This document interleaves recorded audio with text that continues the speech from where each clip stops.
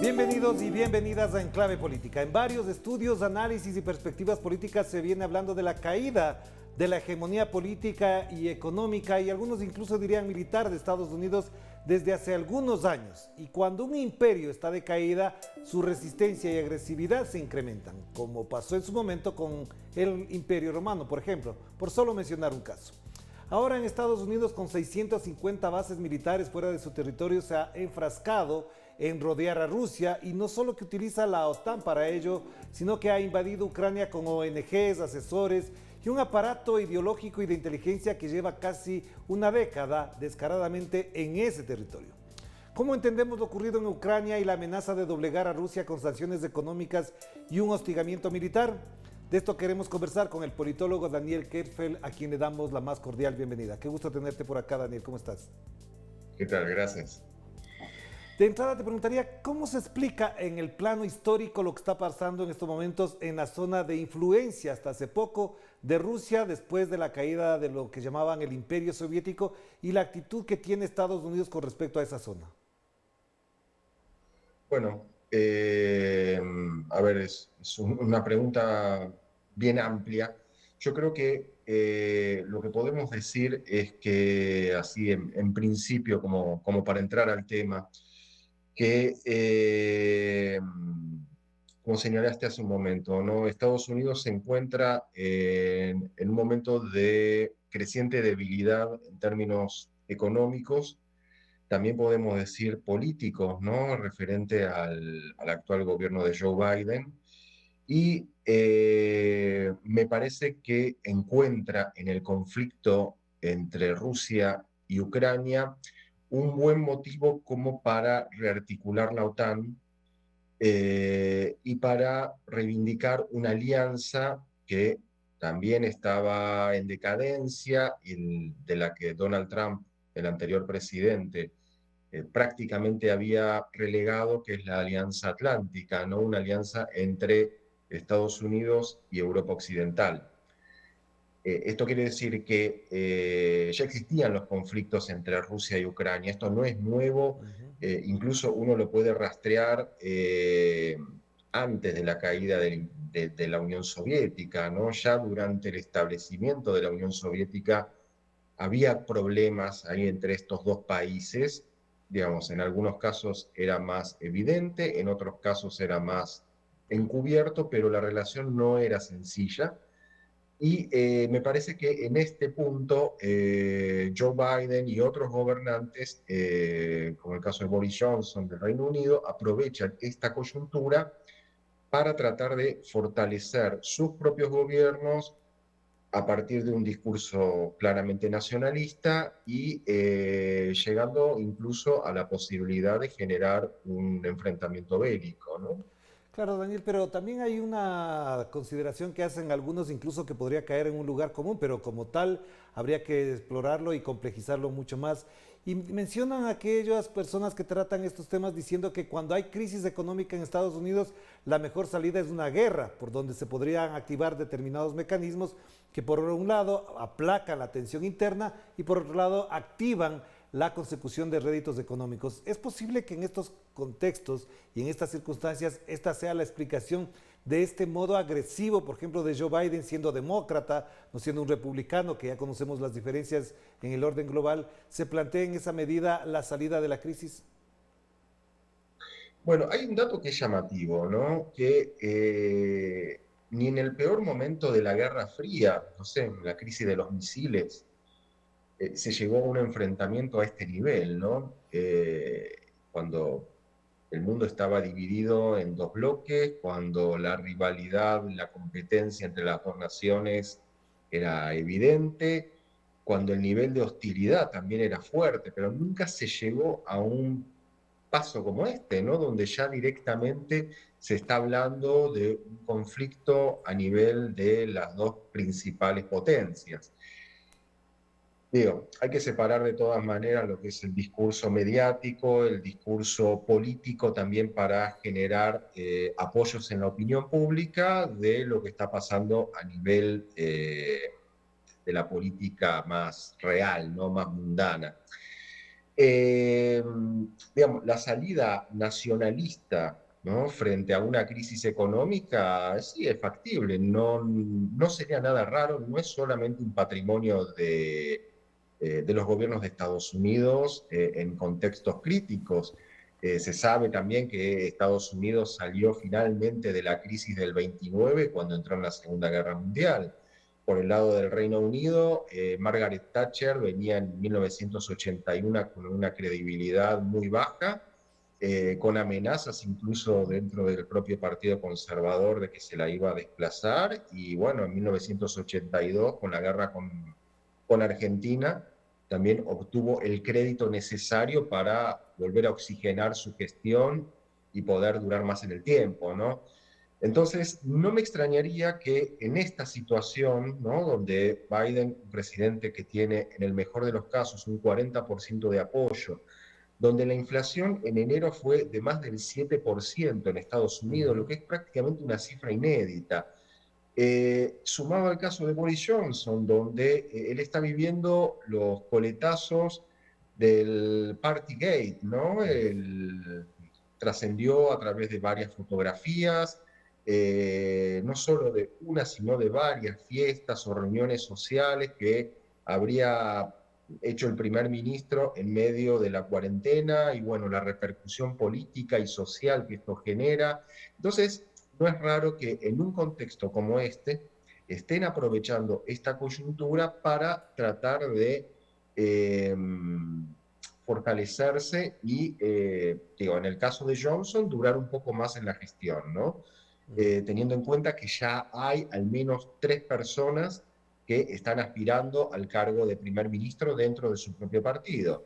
Y en el caso de Biden, bueno, no olvidemos que Estados Unidos tiene elecciones en noviembre, ¿no? Elecciones de medio término.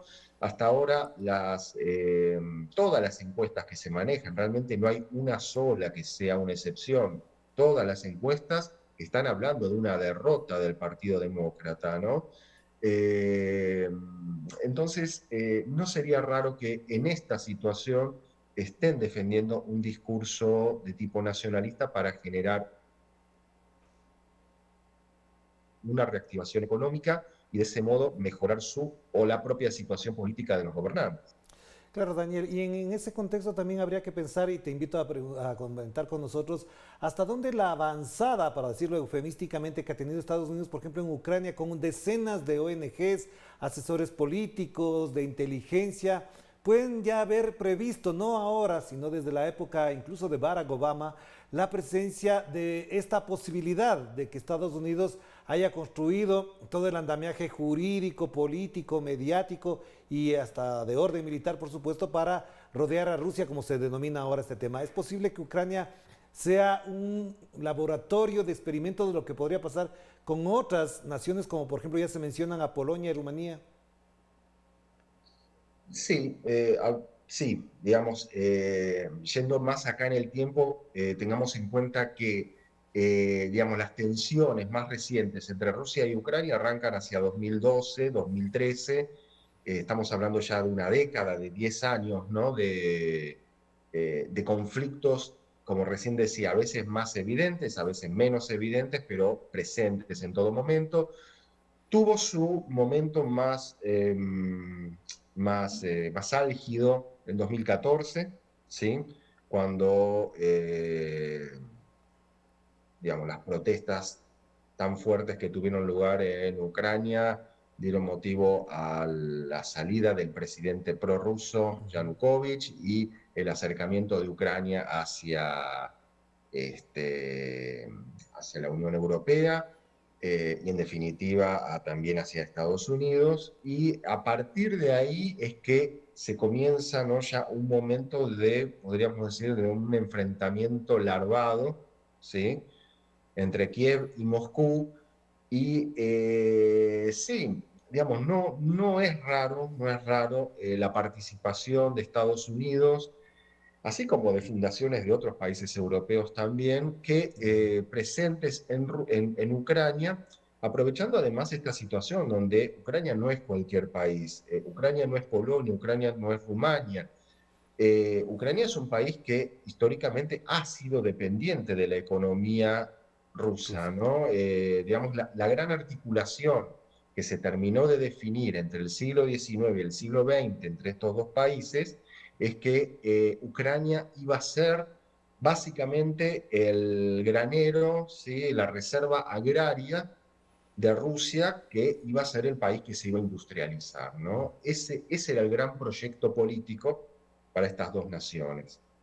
Eh, y a esto agreguemos, ¿no?, que desde Rusia ven a Ucrania como un país que no tiene una historia nacional propia, no tiene un relato nacional propio, sino que realmente logró independizarse, logró su propia autonomía por una cuestión estratégica desde la Revolución Rusa, y que esto además fue favorecido por eventos como, por ejemplo, la invasión de la Alemania nazi a Ucrania, lo cual fortaleció la ultraderecha ucraniana, que todavía hoy sigue en actividad y es heredera directa de esa ultraderecha de los años 40, y al mismo tiempo una Ucrania que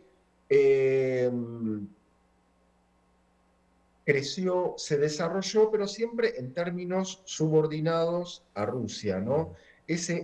Durante la Guerra Fría, podríamos decir. A partir de la caída del bloque soviético, ¿sí?, a partir de los años 90, es que Ucrania empieza a demandar su propia autonomía, su propia soberanía, ¿no?, como un Estado independiente, y es a partir de ahí en donde se empieza a percibir la penetración por parte de asesores, consultores, organizaciones, fundaciones extranjeras que alimentan de a poco esta discordancia desde Ucrania hacia Rusia, ¿no? Y esto obviamente ya termina de conformarse en estos últimos 10 años, ¿no? Todo este entramado en donde conviven intereses nacionalistas alimentados por organizaciones provenientes del exterior, ¿no?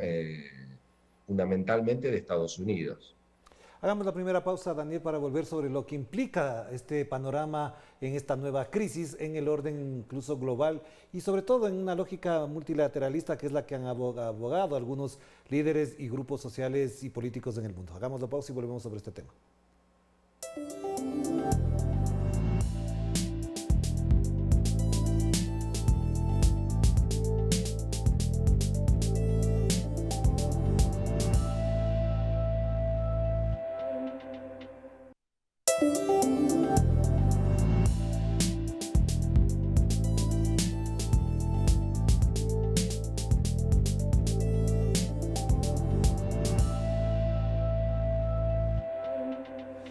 Estamos de vuelta aquí en Enclave Política y seguimos conversando con el politólogo, analista además de conocimientos sobre el tema del orden internacional, Daniel Kerferd, a quien le consultamos ahora.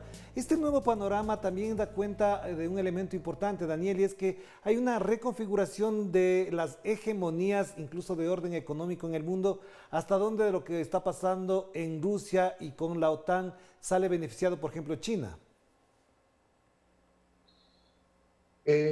Bueno, no sé si sale tan beneficiado en esta instancia, ¿no? Me parece que China tenía su propio, o tiene su propio enfrentamiento con Estados Unidos, que va más de la mano de un tema económico, ¿no? Un tema económico, un tema de mercado. Eh, yo no sé si en una coyuntura como esta, donde Rusia, uno de los aliados de China, entra en una guerra abierta, esto también podría llegar a beneficiar a China. Que puede llegar a impactar en la economía de China y en la economía global, sin duda, ¿no? Eh, Cada uno, digamos, Rusia y China, uno los ve como países que se enfrentan a Estados Unidos y en principio uno podría pensar que son países aliados, ¿no? Son aliados en cuanto a su común enfrentamiento. Después, entre ellos dos también existen las tensiones, las diferencias, obviamente, porque, bueno, estamos hablando de dos potencias en definitiva, ¿no?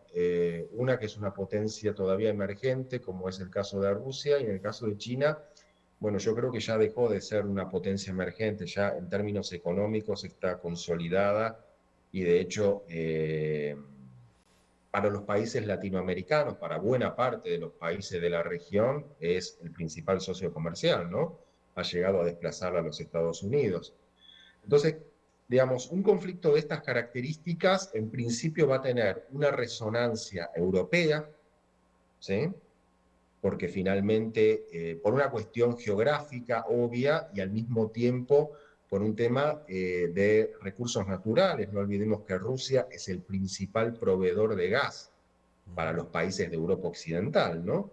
Entonces, ya ahora, en estas semanas, desde fines del año pasado hasta ahora, ya hay un aumento sensible en el gas, ¿sí? Lo que lo salva a los países europeos es que está pasando el invierno, entonces el uso del gas para calefacción, por ejemplo, ya se está bajando. Entonces, en ese sentido, está un poco más amortiguado para los europeos esa situación. Pero bueno, un conflicto de esta naturaleza entre dos países como Rusia y Ucrania va a tener una proyección global, sin duda. En América Latina seguramente también lo vamos a sentir o ya lo comenzamos a sentir. Y entonces en ese panorama te pregunto, Daniel, ¿cómo se reconfigura en esa lógica todo lo que está pasando, por ejemplo, en América Latina con respecto a Estados Unidos? ¿Crees que efectivamente se alinean con Estados Unidos en esta posible guerra que se desataría ahí? ¿O es que ya hay una menor, o mejor dicho, una mayor reserva o cautela con respecto a lo que hace Estados Unidos por fuera de sus fronteras? Bueno, como siempre que hablamos de la región, ¿no? Uno tiene que diferenciar entre los gobiernos, ver cuáles están más alineados con Washington, los que están más distantes con Washington. Digamos, los que están más distantes ya sabemos cómo, digamos, es muy fácil imaginar cuál va a ser su reacción, ¿no? Eh, Cabe pensar en todos los otros que están desde más alineados a menos alineados. ¿no? No los que son directamente opositores. En esa franja yo creo que va a haber, en principio, por parte de países como Argentina y México, hubo declaraciones por parte de sus gobiernos con llamados a la paz y al entendimiento, ¿no? No hubo, en principio, posicionamientos a favor o en contra de algún contendiente. Esto, bueno, tratándose de países latinoamericanos, periféricos de la economía estadounidense, con intereses también cada vez más grandes con China, bueno, es más o menos lógico pensarlo. La lectura, en todo caso, hay que hacerla en cuáles son las movidas estratégicas que va a hacer Estados Unidos en función de cómo se muevan los gobiernos latinoamericanos. Es decir, eh, por ejemplo, hace unas semanas atrás hubo una gira de Alberto Fernández por Rusia y por China, ¿no? Justo cuando se estaba terminando de negociar el acuerdo con el FMI. ¿Cómo va a ser esto mirado desde Washington? Va a ser mirado como una muestra de indisciplina, de aliarse o de buscar consenso con gobiernos que directamente se enfrentan con Estados Unidos, o lo van a dejar pasar porque, bueno, finalmente se trata de un gobierno que está buscando eh, oxígeno económico para una economía que está muy debilitada. Eh, Otro ejemplo, hace unas semanas también asumió el nuevo gobierno de Honduras, ¿sí? Es un país pequeño de Centroamérica y sin embargo, para el acto de asunción de Xiomara Castro hubo una gran presencia de altos funcionarios de Estados Unidos, ¿sí? Incluso de la vicepresidenta Kamala Harris. ¿Esto cómo tiene que ser leído? ¿Como un hecho más anecdótico o como que Estados Unidos está buscando también, incluso con un gobierno izquierdo progresista, está buscando generar algún marco de alianza frente a esta división en que se está procesando a nivel global? Me parece que ese es el tipo de análisis que hay que hacer, ¿no? No creo que Estados Unidos vaya a decir, como dijo en otros momentos en la Segunda Guerra Mundial, o ustedes se terminan alineando con nosotros, nos vamos a considerar países prosoviéticos. No creo que se llegue a un nivel así, pero sí creo que Estados Unidos va a tratar de buscar la manera de apretar, ya sea por vía económica o por vía política, para lograr no necesariamente un encolumnamiento, pero sí para evitar que los gobiernos de la región terminen fortaleciendo alianzas con Rusia o con China. Ujú. Pero entonces, para terminar este programa y agradecerte, Daniel, en esa lógica, como estamos planteando, una guerra, desatarse una guerra de orden, digamos así, que parecería de orden mundial, en estos momentos es conveniente para América Latina tener en, digamos, una condición de prudencia las relaciones con Rusia, a pesar de lo que mencionabas de, por ejemplo, la visita de Alberto Fernández. ¿Crees que efectivamente esto de alguna manera congela o estanca la posibilidad de ampliar ese criterio del multilateralismo que han solventado y han exhibido algunos presidentes para decir que no se alinean con ninguna potencia? Bueno, depende cómo se mire, ¿no? Yo creo que por ahí, si uno lo piensa a nivel individual, salvo casos como el de Brasil, México, Argentina, eh, que podrían tener algún tipo de declaración sobre un eventual conflicto, no creo que ni a unos ni a otros les influya demasiado la participación de América Latina en un conflicto de esta naturaleza. Yo creo que en todo caso, para organizaciones como la CELAC, sí podría ser algo importante, ¿no? Retomando esta idea de la CELAC, de América Latina como una región de paz, que es una idea de los ejes centrales, ¿no? De los ejes vertebradores de esta alianza, creo que por ese lado sí podría incidir, digamos, tratando de, no sé si de generar un marco de diálogo, ¿sí? Porque ni los países europeos pudieron generar eso, pero sí al menos generar algún marco de entendimiento que luego pueda proyectarse hacia alguna negociación entre los principales países implicados. Claro, esto siempre y cuando desde Washington y desde Moscú sea bien aceptado, ¿no?